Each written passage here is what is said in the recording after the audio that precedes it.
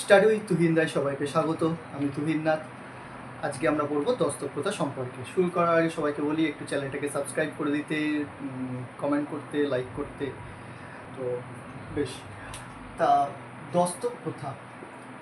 দস্তক প্রথা কি? দস্তক শব্দের অর্থ হচ্ছে যে বিশেষ ছাড়পত্র। ছাড়পত্র, এই ছাড়পত্র কি ছিল না, কোম্পানির বণিকদেরকে মুঘল সম্রাট ফারুকশিয়ার প্রদান করেছিলেন। অর্থাৎ কোম্পানির বণিকদেরকে ছাড়পত্র দিয়েছিলেন। কিসের জন্য ছাড়পত্র দিয়েছিলেন না, ব্যবসা বাণিজ্য করার জন্য ছাড়পত্র দিয়েছিলেন। এই ছাড়পত্র কত সালে দেওয়া হয়েছিল? 1717 সালে কোম্পানির বণিকদের দিয়েছিলেন। কে দিয়েছিলেন না, সম্রাট ফারুকশিয়ার দিয়েছিলেন। সম্রাট ফারুকশিয়ার কোম্পানির বণিকদের একটা বিশেষ ছাড়পত্র দিয়েছিলেন।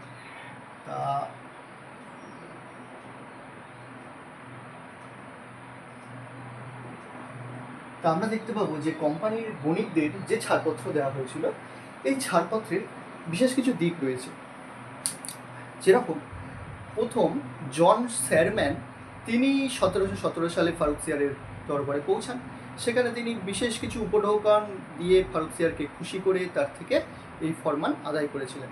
তা এই ফরম্যানটা কি? এই ফরমান হচ্ছে যে বার্ষিক 3000 টাকার বিনিময়ে, কত হাজার টাকা না, 3000 টাকার বিনিময়ে মুঘল সম্রাটকে অর্থাৎ মুঘল কোষাগারে বার্ষিক 3000 টাকা দিতে হবে। এর পরিপ্রেক্ষিতে তারা বছরে বিনা শুল্কে ব্যবসা বাণিজ্য করতে পারবে। তা এই বিনা শুল্কে ব্যবসা বাণিজ্য কোথায় করতে পারবে না, বাংলাতে করতে পারবে। তা বাংলাকে ছেড়ে দেওয়া হয়েছিল, অর্থাৎ ব্রিটিশদের হাতে দিয়ে দেওয়া হয়েছিল, মানে ব্যবসা বাণিজ্য করার জন্য।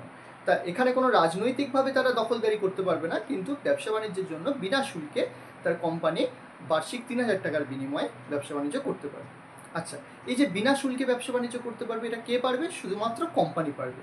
কিন্তু পরবর্তীকালে কি হলো না, কোম্পানির যে সমস্ত কর্মচারী ছিল তারাও এই দস্তক বা বিশেষ ছাড়পত্র দেখিয়ে জাহাজ বন্দরে তারা জাহাজের মাধ্যমে তারা ব্যবসা বাণিজ্য করছিল। ঠিক আছে, তা এই যে ব্যবসা বাণিজ্য করছিল, জাহাজে কোনো তল্লাশি করা যাবে না এবং কোনো শুল্ক দিচ্ছিল না। তা এটা ছিল হচ্ছে কোম্পানির অপব্যবহার, অর্থাৎ দস্তকের অপব্যবহার। তাহলে কারা করছিল না, কোম্পানির কর্মচারীরা করছিল। বিশেষ মনে রাখা দরকার, ছাড়পত্র বা ফরম্যান শুধুমাত্র জারি করা হয়েছিল কাদেরকে? কোম্পানিকে। কিন্তু আমরা দেখতে পাবো যে এই ছাড়পত্রের বা দস্তকের অপব্যবহার কারা করছে না, কোম্পানির কর্মচারীরা করছে, এবং এটা কোম্পানির মদতেই হচ্ছিল। যাই হোক, তা এই ছাড়পত্রের সময় জন শুরম্যান যে বার্ষিক টাকা দিয়েছিল তার পরিপ্রেক্ষিতে বাংলা তাকে দিয়ে দেওয়া হয়েছিল।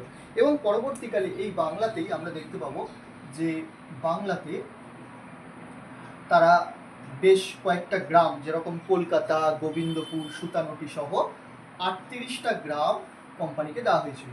এবং মনে রাখা দরকার, এই কোম্পানির যে কর্মচারীগণ বা কোম্পানির যে প্রধান কর্মকর্তা ছিল, তাদের দ্বারাই কলকাতা প্রতিষ্ঠা হয়েছিল। যেরকম একজন বিশেষ ব্যক্তির নাম হচ্ছে জব চার্নক, যিনি এই গ্রামগুলো ক্রয় করেছিলেন এবং ক্রয় করে কলকাতা, আজকের যে বর্তমান কলকাতা আমরা দেখছি, তো সেই বর্তমান কলকাতারই একটা অংশ ছিল সেই সময় কলকাতা।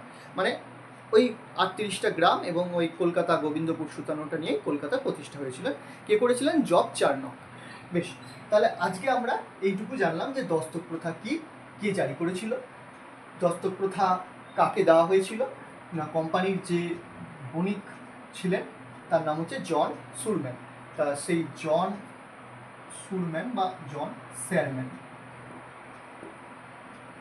ঠিক আছে, যে বইতে যেরকম লেখা আছে সেটা আমরা বলবো।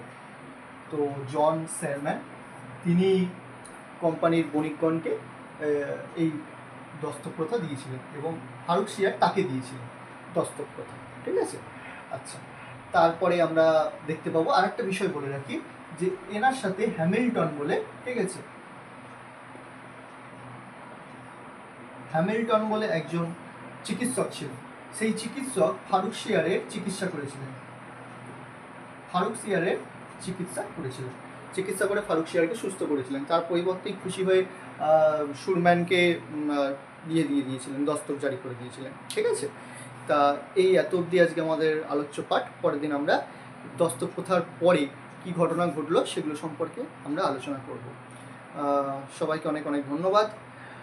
সবাই চ্যানেলটাকে অবশ্যই ফলো করো, সাবস্ক্রাইব করে দিও, লাইক করো এবং একটু কমেন্ট করো, শেয়ার করো। ঠিক আছে, কিপ স্মাইলিং, কিপ লার্নিং। ঠিক আছে।